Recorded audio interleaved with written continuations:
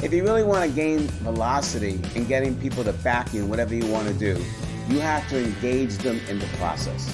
What we always want to strive for is to exceed others' expectations and not to disappoint people. But what we're also striving for is how to maintain our velocity and how to make sure we're working on the right tasks that move us forward.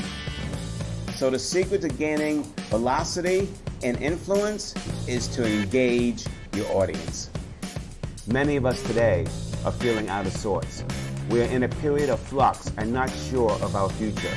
Today is only a point in time in our lives. How we handle this difficult period will impact our overall performance in life. Are you letting this tough moment negatively impact you, or are you using it to create breakthrough thinking on what you want and need to do to win the marathon of life? Now, you're taking some quantified risks which will help you gain velocity. Good afternoon and welcome to this week's session of Velocity Mindset Success Stories. You're in for a real treat today. We have one of the leading futurist speakers in the world with us today, and he's a good friend of mine. His name is Daniel Burrus.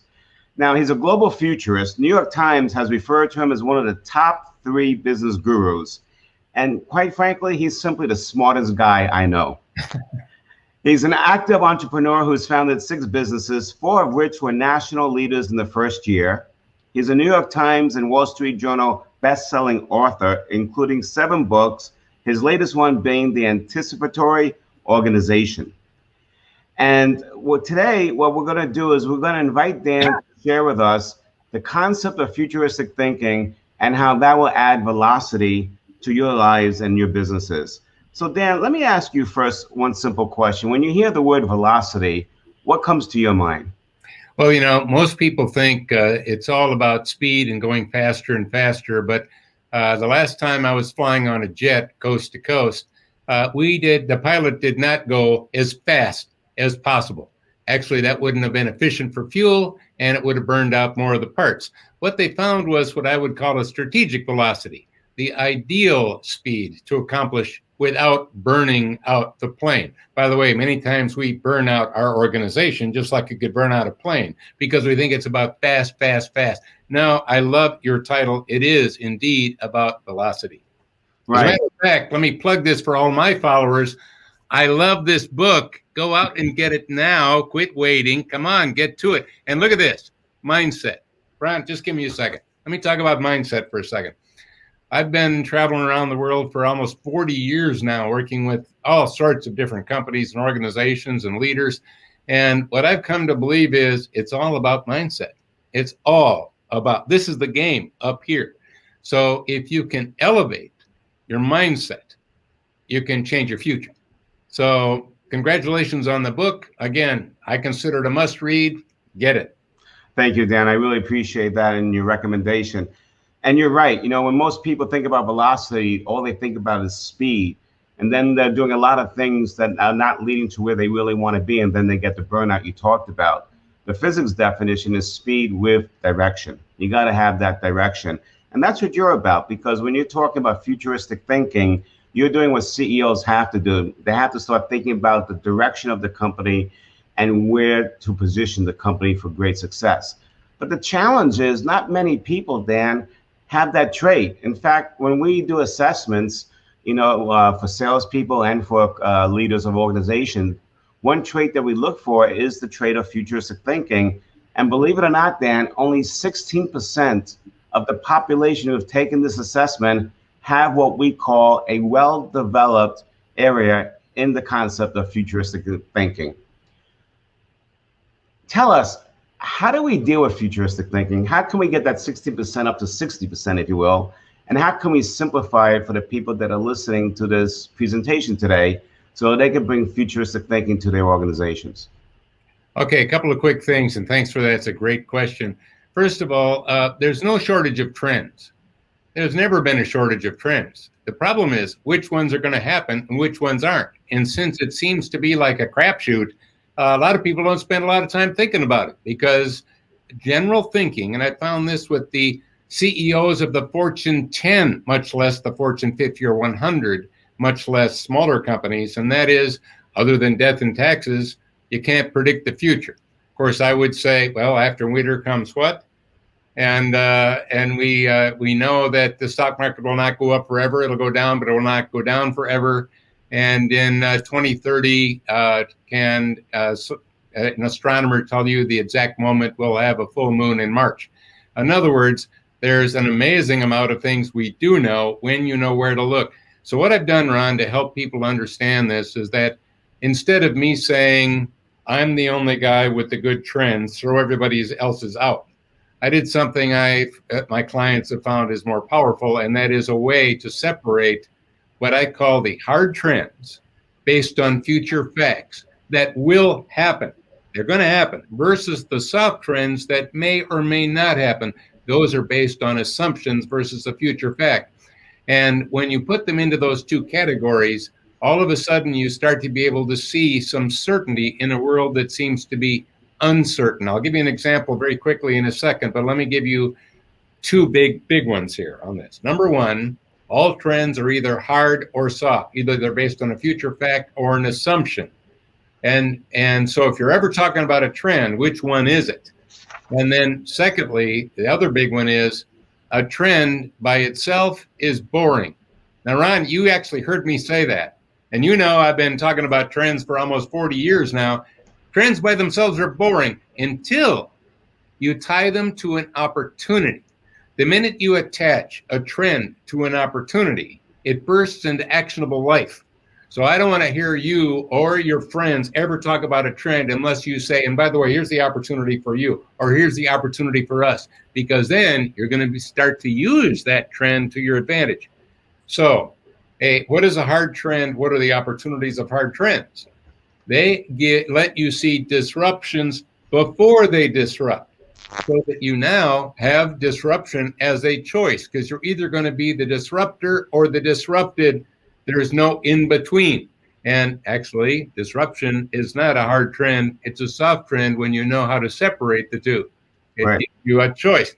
And the other thing is problems. Most of us wait until we have problems and then we crisis manage out of them. But most of the problems that you will have a year from now, most of them, based on surveys I've run, are fully predictable right now and therefore avoidable. So what would be an example of a hard trend and an opportunity it could be presenting for somebody? Yeah, absolutely. Well, there are three very quickly. By the way, one quick one, because we want to jump on hard trends, but soft trends, the opportunity is if you don't like them, you can change them. Okay. All right. So, for example, increasing healthcare costs. Been going up for a long time in the United States. Now, people would say, well, that's a hard trend, and that's what politicians think. That's why their reforms are all around how do we pay for the mess the baby boomers are going to cause as they get older, and the costs keep going up. Instead of realizing, no, it's a soft trend, and technology can be used to dramatically lower the cost. For example, blockchain could be used to create transparency, trust, more security. You would realize that artificial knee you were getting put in, it can vary in price by 500%, even if it's by the same company and the same size. And that's why an aspirin in a hospital can cost you $20. If you knew that, you'd have your spouse bring it, but you didn't know that. But what if you could? We could bring costs down because competition would go up. So, go back to your question. What about the hard trends then? Well, there are three categories. In other words, hey, hard trends isn't that hard. And that is, there are technology hard trends. For example, after 5G, is that it? No. By the way, could you tell me what it's going to be called? Probably 6G, right? No, not a probably. They'll be calling it 6G. I can even give you features of it right now. And we're putting more in the cloud. Is the cloud getting full? No. And if you don't like AI, can you make it go away? No. But you can use AI to your advantage, knowing it's accelerating exponentially instead of just not liking it. So technology is one of three. Another hard trend, demographics. In this country, we've got 68 million baby boomers. By the way, the number was 78, but 10 million have passed away. They're not on the other side of life on the young end anyway. We got 68 million baby boomers, hard trend. They're going to get older. And there are many predictable problems and opportunities that we could either let those problems happen or we could pre-solve them. For example, let me give you an example. A lot of people love to go boating. They love to go fishing. But as you get older, it gets kind of hard to launch the boat. It gets kind of hard to get in the boat. So what if you and I created the easy launch trailer for seniors? Would we have a demographic that would give us a growing market if we did a good job of designing it? Well, yeah. Would we know which countries to export to? Well, yeah, absolutely. So, Istanbul, average age 28. I'm not going there. Japan, I might go there first. In other words, wow, low risk ways of innovating when you use hard trends. The third category will freak everyone out there. Government regulations. And you would say, what? How can that be? Well, you can't predict all government regulations. True. I don't want a list of things I can't predict, all the things I'm uncertain about. But I want you and I to have is a list of things you are certain about that you can act on. For example, are we going to get more regulations on cybersecurity? Well, yeah. Why? Because there's some hard trends at play that politicians can't ignore, but they'll debate a lot of other things. So instead of what don't I know, what do I know? And you'll see those three categories: regulation, technology, and demographics being huge drivers of certainty. And well, this is fascinating. So what would you do if you were a smaller manufacturer, let's say catering to the military industry, and that's also based on government spending. And now it's hard to tell, depending on which party is in power, which one's going to spend and which one's not. So how do you predict that in the future if you're trying to figure out, what you want to invest on in your company? Excellent question. And by the way, I am a advisor to the Joint Chiefs, and I'm actually on the futures group of at the Pentagon. So I've got some insights I can give you on that. So the number one is you need to think beyond politics. And how do you do that? You find the hard trends that are certain to happen. You see, again, uncertainty doesn't empower you. Right. Certainty does. So are you certain of nothing? Now, from a speaking, now I do consulting and speaking. And out of the last 1,000 speeches I gave, with an average audience size of about 1,000, do the math, it's a lot of people. I have at the end had them all write down one hard trend certainty they knew would happen and a related opportunity. In other words, I had them all write that down, and then they submit it to me. I do an analysis. If there's some soft trends in there, I move it into the soft trend pile, and then I send it back to the entire audience so they can see what they created. Because again, each individual is only writing one, but in reality, if there's 1,000 in the audience, they got 1,000 hard trends. I've been collecting a lot of them. You know what? There's thousands of certainties. Oh my God. You think there's like 4? You think there's like 10? There's thousands. So if you're a small manufacturer, think about, what do we know about automation? What do we know about robotics? What do we know about blockchain? What do we know? For example, Ron, when we were in the last recession and I was writing Flash Foresight, not my latest book, but the one before that, I decided to start a company while I was writing it based on the principles of the book to see how good the book was, with 2 rules. I would not spend any money and I would not hire anyone. And by the way, I was busy because I gave close to 100 speeches that year, and I was writing a book and I was consulting. Wasn't like I had nothing to do. Right. And I developed 2 apps because that was a hard trend. Would we have more apps? Now think back to 2009 when the only business app was how to convert metric to feet. And I came up with one app for the military to relate to this question.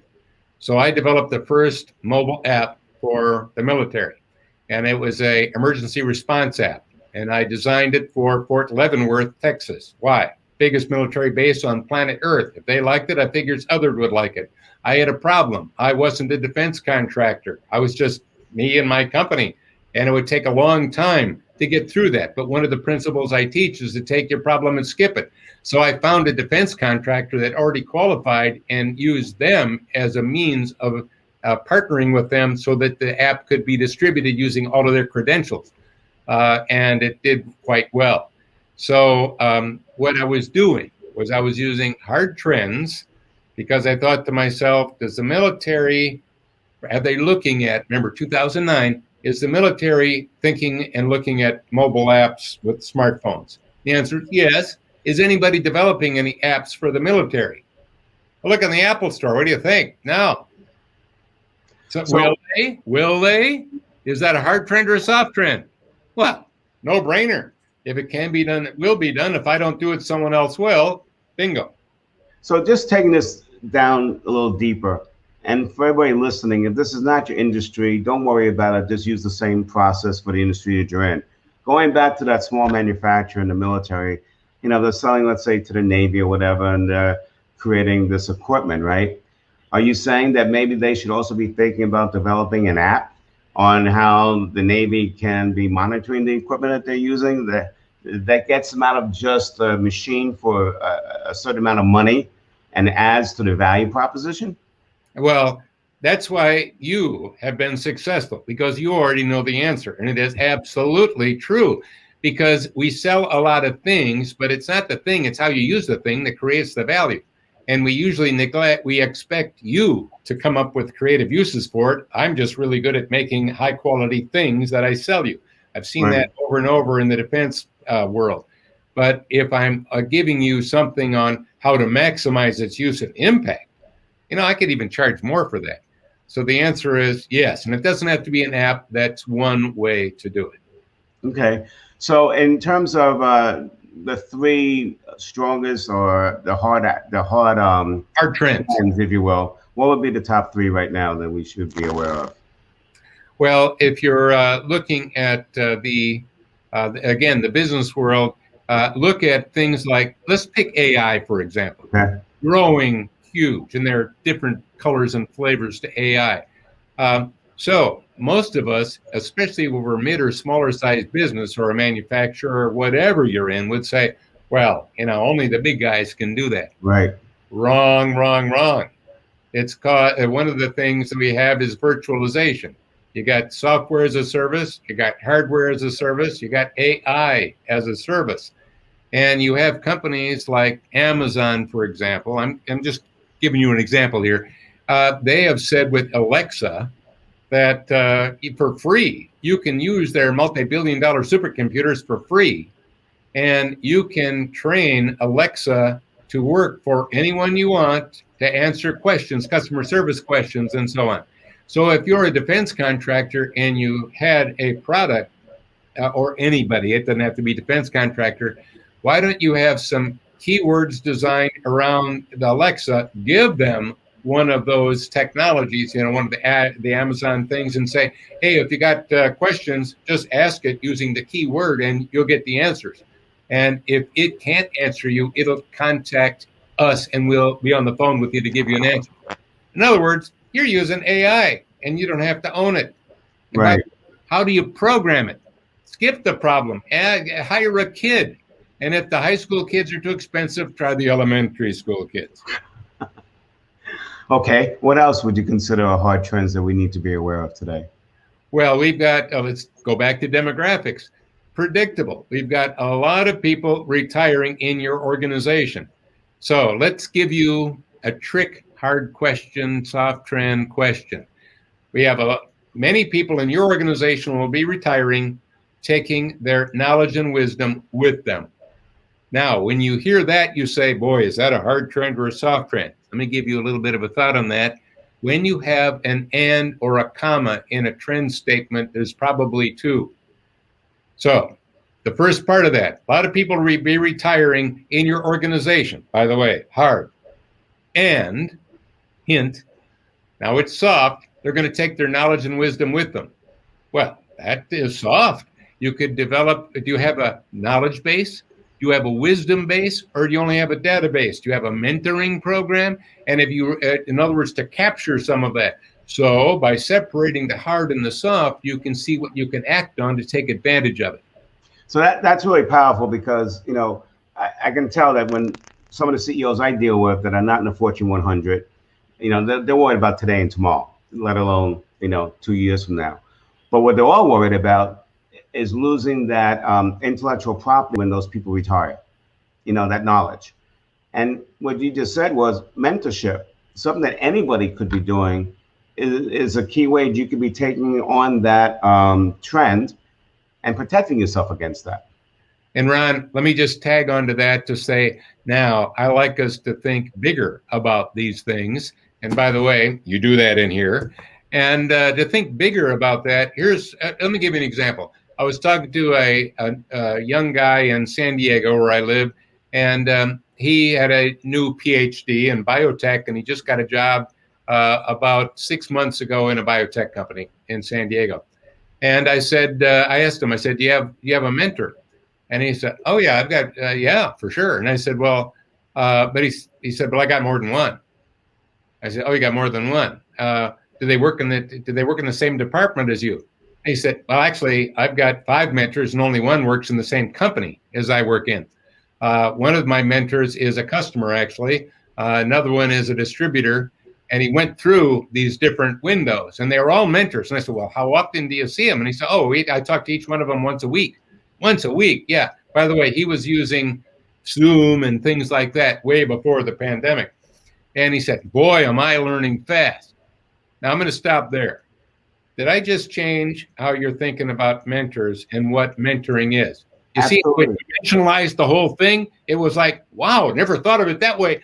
Well, we're in the technical world, but guess what? We're in a human world. And when we think a little bigger about these things and connect on a human level and do things that humans do best rather than what AI does best, you know what? You're going to have a bright future. Now, when that guy was answering you about a distributor, was that one of his distributors? Was that a customer? Well, he had a distributor of his products. Yeah. Which was different than his end customer. Because remember, as you know, because I know you're a sharp business guy, anytime you can help a customer with their customer, you're going to win. Exactly. So I think a couple of notches out. But no one would ever have thought about whether it's the distributor is your customer or the end user to look at a customer as a mentor. Absolutely. Yeah. And that's brilliant. I've actually done that myself. I didn't even think of it in these terms, but I remember something didn't go right in an engagement that I had, and I called up a VP of sales for a big company because it was a good friend of mine. He was my client, and he goes, hey, we all go through this thing. He gave me 2 bits of advice, and it led to a huge breakthrough in my business. So absolutely. Well, with the time, we don't have a lot of time, and I know you got some more questions, but I'd love to give one action I'd like people to take, and then let you respond to it and tie in the velocity mindset to it. Absolutely. Go ahead. That in there. Because if you're just listening to us and you don't know what to do, it doesn't help you. Here's what I'd like you to do. I would like you to, in your calendar, mark 1 hour a week in your calendar. Why? Because if it's not in your calendar as an appointment, you'll be too busy crisis managing. But this is about opportunity management. And in that hour, I'd like you to unplug from the present, because your present is more related to the past than the future. Right. You're not going backwards, you're going forwards.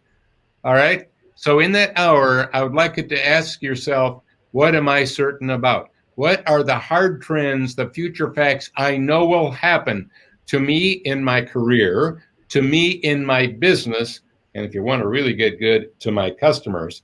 And remember, what is the opportunity? And when you do that, you'll get a list.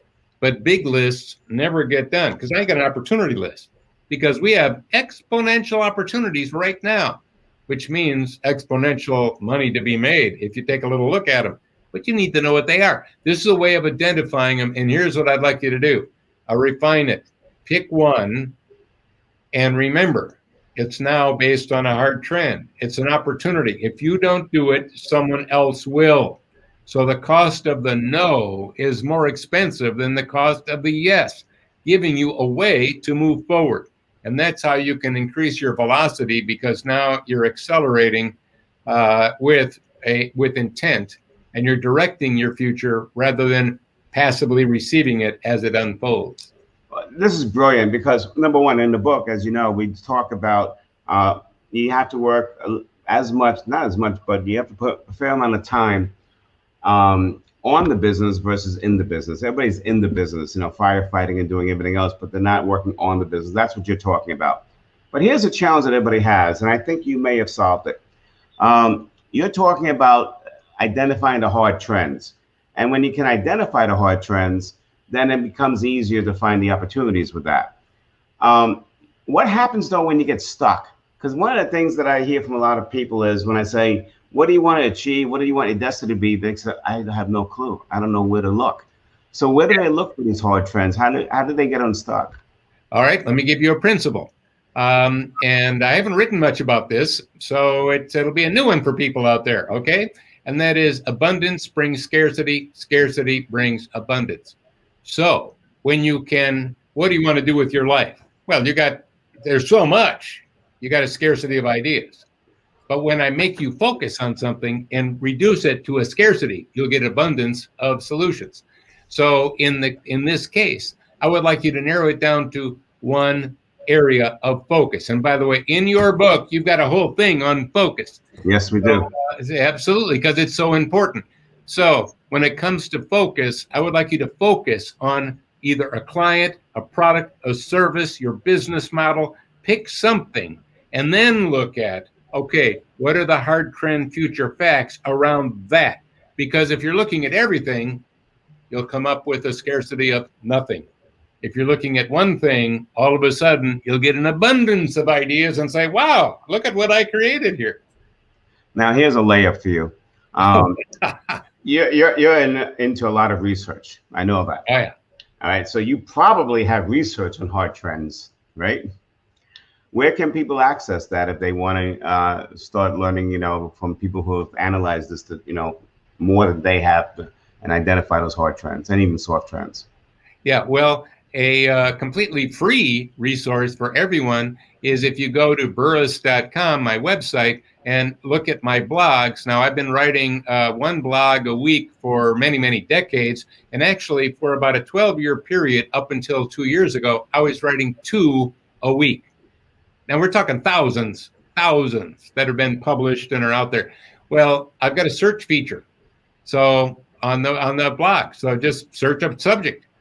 Pick hard trends, pick soft trends, pick whatever you want, and you'll find examples right in there. So there's one thing you can do. Secondly, I think one of the reasons I've got over 1 million followers on LinkedIn is I'm doing a lot of sharing of these stories. Connect with me on LinkedIn. So there are some ways. On a more specific, obviously I would like you to pick up a copy of Anticipatory Organization, my latest book, where I get into how to do this, give you practical how-tos with examples. There's plenty of resources for you.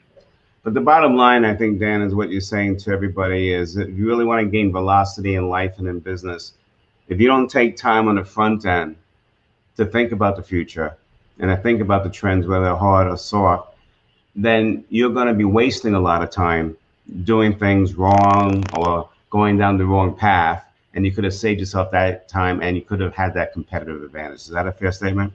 Absolutely. Absolutely.